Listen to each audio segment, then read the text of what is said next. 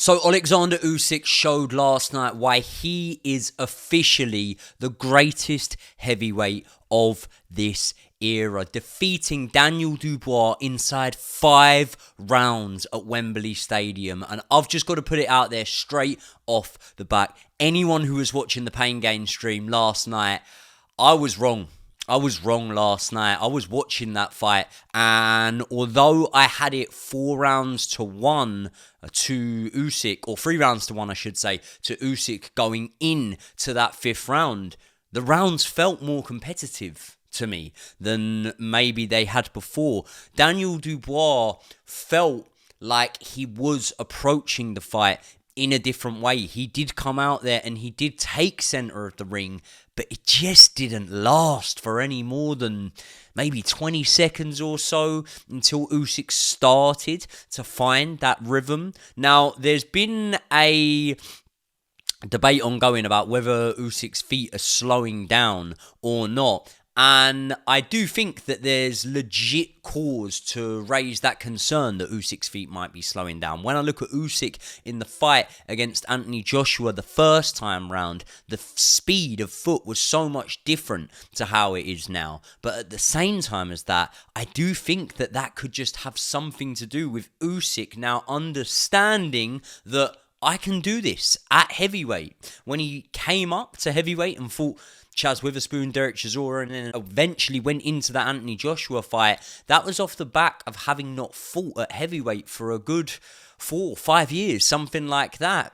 Going back to the amateur days when he would fight at heavyweight and he fought Joe Joyce in the Boxing Super Series. But when he first came up to heavyweight, he was a lot more defensive, a lot more fleet-footed, and the transition that we're seeing from Oleksandr Usyk is actually turning Usyk into a man that will dismantle you and break you down, even at heavyweight. And that was the one concern when he went the distance with Chisora, the distance with AJ both times. My only concern for Usyk was, are you going to have enough power to be able to be dominant at heavyweight? Not so much because everyone needs to be a knockout puncher, but because everyone needs to have enough power to be able to gain a man's respect and keep a man off.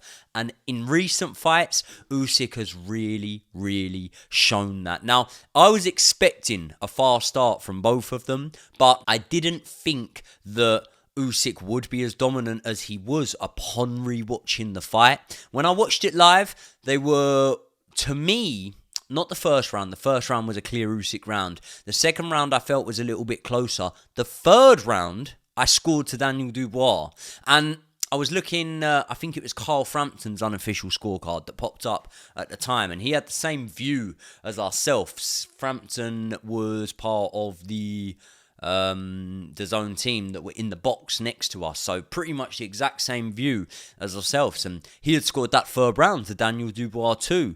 And watching it back, I think if you're going to give Dubois any round, it's the third, but I don't even know if the third was a Dubois round. I think that the best shot of the round was landed by Oleksandr Usyk. Now, on the stream last night, I said that I felt that Daniel Dubois did better this time round than he did in the first fight, even though this one only went 5 rounds. And I'm actually not going to back down from that. I think that Daniel Dubois actually applied the right approach. He actually applied the right approach, but it's a working hazard. Unfortunately, with Oleksandr Usyk, in my opinion, it still stands. If you are to beat him, you need to walk in to the fire. And when you look at how that knockout came last night, it came from Daniel Dubois walking into the fire. And this is why it's a double-edged sword. This is why it is such a complex thing to do, because I just believe that this man is too skilled to be beaten on points. So therefore, the only way, if anyone is to beat him, is by knockout. And this isn't Floyd Mayweather boxing at 147 pounds and probably being in the ring at 155 5, maybe something like that. This is Oleksandr Usyk, who is fighting big men, sometimes giving up 40-pound weight advantages. And unfortunately, that does mean that if Oleksandr Usyk goes on for 4, 5, 6 more fights, of course, he is going to be defeated, in my opinion.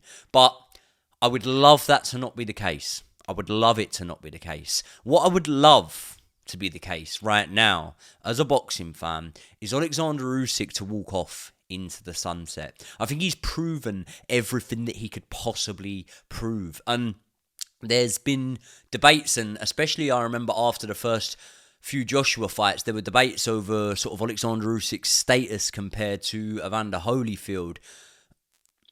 Listen, that argument, a lot of people wanted to rubbish that at first. That argument is a real argument that can be made now. Because when you look at what Oleksandr Usyk's done, remember Evander Holyfield was in a cruiserweight division that, I'm not going to say was in its infancy, but it wasn't, it wasn't the cruiserweight division that Oleksandr Usyk was in. The cruiserweight division that Oleksandr Usyk was in, I believe, was a more stacked, more competitive cruiserweight division. And the way Usyk left that division, he left it by cleaning it out. The World Boxing Super Series tournament was something that actually got the best fighting the best and got the best names coming into it and entering, and we weren't really seeing that at the time. Oleksandr Usyk enters it, he absolutely cleans it out. Then he comes up to heavyweight and does the business over just about everyone. So what do we really do now? Because the logical thing would say, we'll go into the Joseph Parker fight. That's brilliant. Oleksandr Usyk said, yeah, I'm 38, but I'm a young 38. 38 is a young man. And he called out multiple names after the fight. And the Joseph Parker fight, if you're going to carry on boxing, is definitely the one that I feel is the most credible, in my opinion. Joseph Parker is the man that deserves that title shot the most. However, Oleksandr Usyk wasn't really speaking about Parker. He mentioned Joshua, he mentioned Chisora. Now, both of those names straight away, I would say no. Tyson Fury. Tyson Fury was out jogging after the fight, clearly inspired, calling out Oleksandr Usyk on his Instagram story, saying he's been robbed a couple of times against him. I genuinely thought that Tyson Fury would be there and he would be in the ring trying to call Oleksandr Usyk out for the trilogy fight afterwards, and that didn't happen. Now, with Tyson Fury, I think that there's two ways of looking at it. The pull power will be enough that it can pay enough. It's a fight that Oleksandr Usyk knows that he's won twice now, so, he would fancy his chances at a third fight. I also think it's probably still the hardest fight for him, but a lot of people would argue that there are harder fights for Usyk now. And a lot of people would argue that Tyson Fury needs to have a fight or two, really, or to at least beat an AJ or someone to qualify for an Usyk fight. And I would agree with you on that one. I would love to see Tyson Fury back, but I don't think that he should be against Oleksandr Usyk next. I think that Oleksandr Usyk's next fight should be against Joseph Parker. However, Turki Al-Sheikh spoke about the possibility of wanting to see Oleksandr Usyk going next with Moses Itauma. I don't know about this one. I know it's a really intriguing fight. And when I look at the heavyweight division, I've made no secret. I think that Moses Itauma is the future of the heavyweight division. But to pit him against Oleksandr Usyk right now, at this point in time, would be risky at least, Firstly, we have to assume that he comes through the fight with Dillian Whyte, right? Dillian Whyte has taken that fight, in my opinion, because he genuinely believes he can win the fight. Because if Dillian Whyte had have sat out for 2 more months, I truly believe he would have landed that AJ fight. I believe that the payday would have been better for the AJ fight, and Dillian Whyte would have wanted to get a bit of revenge over AJ in the pro ranks. So for him to fight Moses Itauma instead tells me one or two things. Either the bag was massive, or you've seen something, heard something, and you have some inside intel. You believe you can beat Moses Itauma. Maybe there's a chink in his armour and it's going round the gyms and something like that. But as much as I love Dillian Whyte and I think he's been great for the sport, I just don't see it. I think Moses Itauma is the future of the heavyweight division. But I did not anticipate these two heavyweights' paths crossing. Moses Itauma is pretty much half the age of Oleksandr Usyk. And although it could build him into such a star if he did go in there and beat an Oleksandr Usyk, sometimes I do feel like there can be that thing of winning your world title a little bit too early, you know? AJ really had to learn on the job when he won his world title. And ultimately, maybe if he had have won it a little bit later, he would have been prepared for the Andy Ruiz fight a little bit better, pullouts, cancellations, things like that. So I do think that it would be a bit too risky for Moses Itauma right now, having not fought a top heavyweight. But here's the thing to do, in my opinion.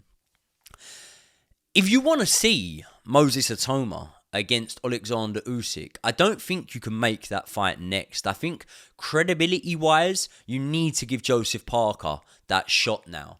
However, if you let Usyk fight Joseph Parker, back Moses Itauma to come through in 4 weeks against Dillian Whyte, and then maybe make Moses Itauma against Ajit Kabayel. And if Usyk comes through Parker, then Moses Itauma has maybe not more so than other heavyweights, but definitely just about done enough that you could go, okay, fair enough. But listen, whatever His Excellency wants, His Excellency's gonna get. I just think it's a bit too early, but who knows? If I'm saying one man is the man of this era, and I'm predicting one man to be the man of the next era that follows, then maybe Moses Itauma could go in there, and it could be a passing of the torch moment. But I just don't think that it will be. I think that Oleksandr Usyk has more in the tank than I had maybe given him credit for. So as much as I still say I think he will lose if he fights 4 or 5 times, something like that, I say that wanting him to walk away because I don't want him really to lose. But I don't know. I want to know your lot's thoughts on last night's fight. What did you think of Oleksandr Usyk's performance? Do you agree with me at all that he is a little bit more flat-footed now?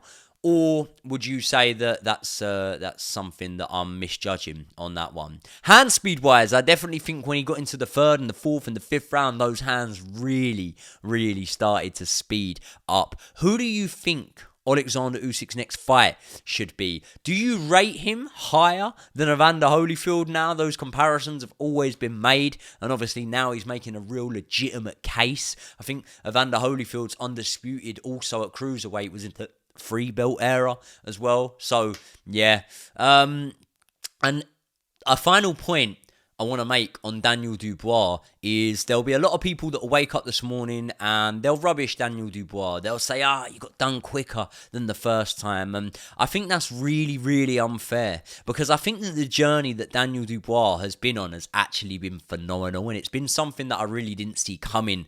I thought that the mental pressure that came from Big Baby Miller would overwhelm Daniel Dubois, and it didn't. I thought that the fact that obviously Hrgović had got the better of Daniel Dubois in sparring, and to quite a significant extent, and he may have those mental demons, would get the better of Dubois on the night, and it didn't. And not only did it not, against Hrgović, he turned the fight. He was getting lit up with right hands, and he twisted that fight on his head, and then he went in there and he absolutely bulldozed Anthony Joshua. So recency bias is something we're all very guilty of in boxing, but I just really hope that that's not the case with this. I don't want to open my social media apps this morning and see people rubbishing Daniel Dubois, because this man is a legit world champion. No longer, obviously, but he was, and he will come back, and he will win another world title, in my opinion, Daniel Dubois. 26 is a baby